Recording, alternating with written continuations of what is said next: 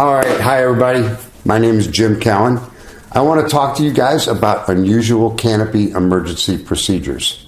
It's a compilation of techniques and options to address some of the most challenging and life-threatening situations that a ram air parachutist could encounter. So I have a little bit of a disclaimer to go with it, and that is that these techniques and options proposed in this presentation are subjective, and they are to be treated as guidelines only. No two situations are exactly alike. Therefore, no one can foresee exactly what the very best option might be for each individual situation. So for that reason, sometimes these situations can be so serious that no clear option may prevent serious injury or even death. However, I'm going to give you all the best techniques that a lot of us have been involved in canopy formation and have been in entanglements. What we found that allows us to continue doing canopy formation, become involved in entanglements, and successfully go home safely each night. Today's unusual canopy emergency is going to be collisions and entanglements. My sources for this brief is being a witness to over 45 years of ram air canopy accidents, including 23 fatalities, 8 from low cutaways, and 2 from collision where they reached the ground before anything could happen. 40 years of personal canopy formation experience, including 30 years of world championship level competition. So to get to that level and to compete at that level, we had to make a lot of canopy formation jumps, and we had to push the limits and the boundaries just a little bit. However, we did it in a very controlled environment with a very controlled group of guys, both in a 4-way team environment and an 8-man team environment. So over the 25 to 30 years of doing this, I've been involved in literally hundreds of entanglements, and I've actually climbed out of over 300 of them. Now, out of the rest, I've been about 140 times where someone else had to cut away, and I've personally had to cut away 15 times from some form of canopy entanglement.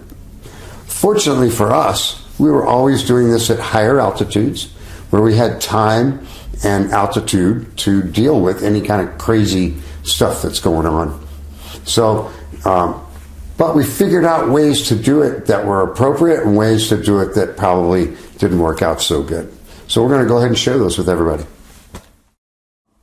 My background, a lot of people would like to know, if you're a guy going to tell us about this stuff, how'd you get there? Well, I was raised by a family of skydivers back in St. Louis, Missouri. My parents and uncles were instructors, riggers since the 60s. I started parachuting parachutes at my parents' drop zone when I was 10. I worked there till I was 16. Started skydiving at 16 at their drop zone. I learned to hang glide a year before that when I was 15. My uncle had a hang gliding school. And then I worked at a flight school and sold powered aircraft at 17. And then became a jump master and started doing instructional jumps at 18. Also got to jump into my first Cardinals baseball game when I was 18. All right, so I got a little over 24,000 jumps to date, which is not a lot for how long I've been jumping, but I was not a professional jumper until the early 90s. I personally trained a lot of students. I used to do all the canopy control at my drop zone, which was called Quantum Leap back in St. Louis. My brother and I opened the drop zone, and we were on skydiving teams together and all of that. Then in 2003, I sold out to him and I moved out to San Diego and started working for the Navy. Working at the Navy Free Fall School as a rigger and an instructor. And then I got a temporary job being the safety officer for the Navy parachute team, which is a canopy formation team that also does canopy formation into stadiums for the Navy. I did have the opportunity to work for Complete Parachute Solutions for almost a decade. And we opened the Complete Parachute Solutions Tactical Training Facility out in Arizona. My USPA background, I'm currently a USPA Safety and Training Advisor in the Arizona area. I'm a tandem and static line and AFF instructor. I did have instructor examiner ratings in static line and tandem for over a decade, but I let those lapse just because I wasn't training enough people. But I also was able to represent the United States at the World Championships on 9 different occasions every other year over several decades. And I was able to had some really good success with my team, Quantum Leap. I got 4 gold, 4 silver, and a bronze over those World Championships. And we also did really good at the Nationals and won like 25 gold medals doing 4-way rotation and 8-way speed. All right, this first video I got for you was my 8-way team practicing for World Championships out in Arizona. It's been a couple decades ago, so I apologize for the video. Yes, that's me and my brother. We had to wear something on our heads, so we made bicycle hats. Anyway, this is our 8-man team. Everybody's got to jump out, open their parachutes, fly together, and grab onto the right lines.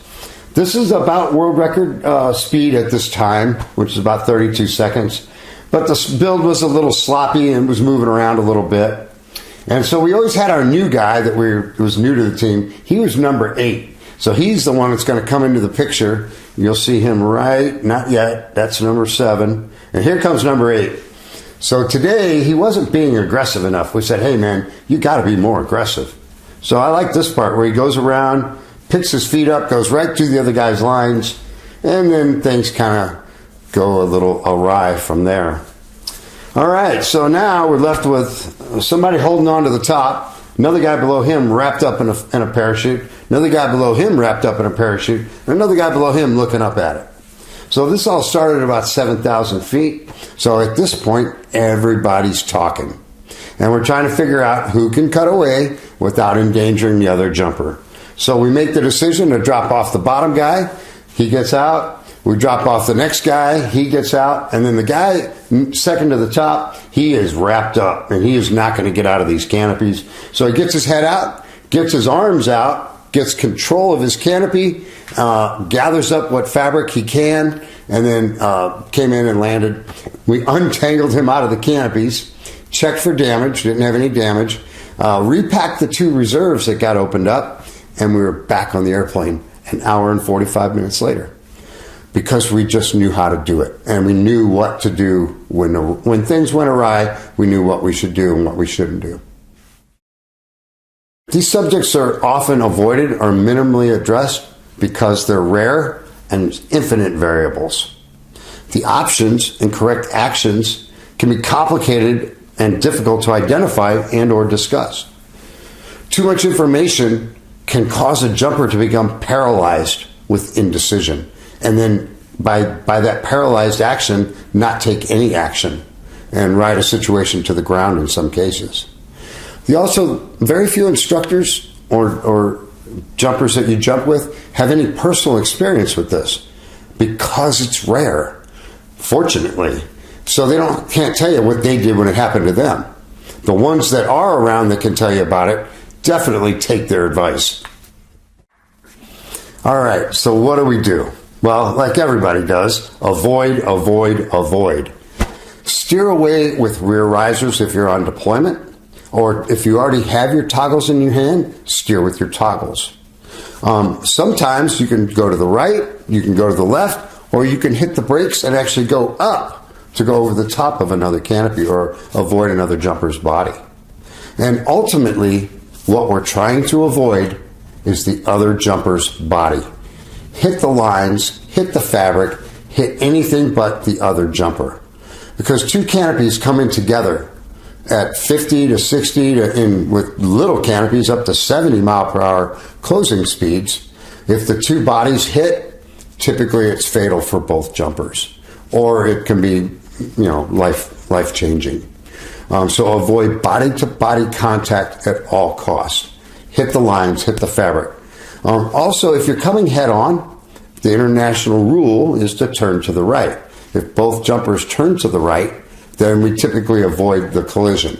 However, most collisions don't happen from head on. Collisions happen where someone's turning and someone's not.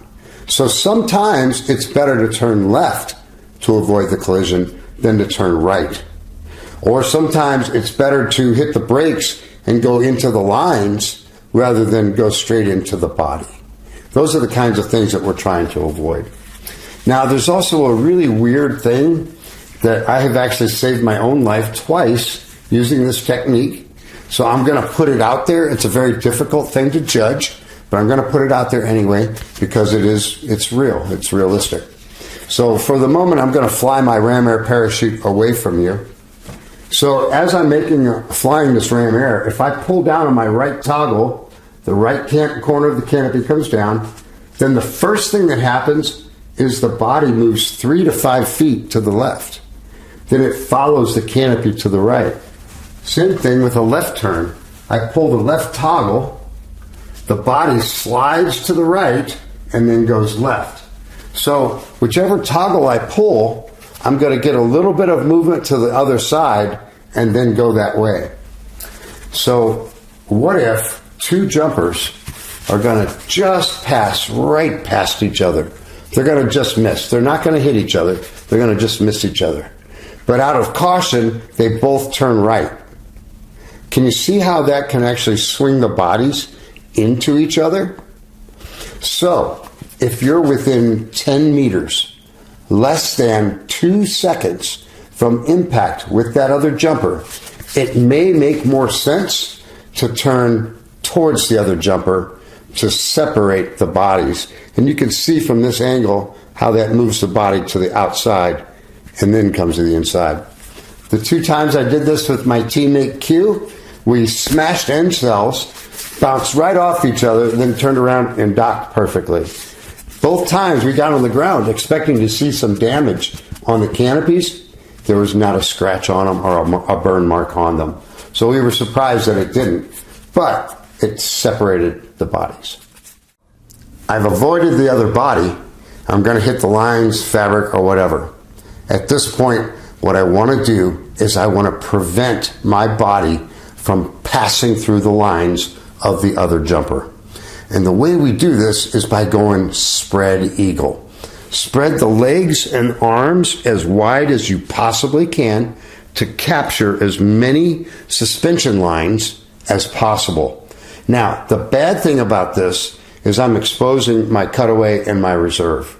So for that reason, we take the left arm, I'm going to turn my back on you, and we bring the left arm in to protect those handles. And we try to capture the lines with the right arm and the 2 legs. The reason we use the left arm is because now the left arm bones are actually protecting the reserve ripcord so that a line doesn't come in and snag that reserve ripcord and pull your reserve before you even know what happened. The other part is my hand is over the cutaway handle doing the same job here, deflecting lines away from the handle. Now, this is a really hard thing to do. Most people want to go, and hide from all of that impact. And in some ways, that could be a safer thing to do, depending on if you're going through the lines and how fast you're going. But this prevents you from going through the lines. And if you can prevent the jumper from passing through the lines, we can prevent the following entanglement. We may be engaged for a little bit, but we can separate. Once a jumper passes through the lines of another jumper, typically someone's probably going to have to cut away. Or if we're low, start pulling reserves. All right, prepare for violent impact. It's going to be crazy. It's going to be rough. The lines can come in and cut into your jumpsuit. They can even cut into your skin. They can even cut into your muscle if they're thin lines. Dacron lines that we see on military canopies and that we usually used to use in canopy formation parachutes provide a level of protection from being able to slice into your muscles. Now, with the super thin lines we have on sport canopies, not only can they cut into the muscle in glove and arm, but they can actually do some pretty serious damage to other parts too. They can actually cut through risers. They can actually cut through leg straps, things that most jumpers would never be aware of. So it's going to be violent. Be prepared for that violence. Don't be so surprised that you don't do anything for the next 10 or 15 seconds. Just know it's going to be crazy. And now let's get through the craziness and figure out what we got to do. So you've avoided the other body, but you're tangled up with the other jumper.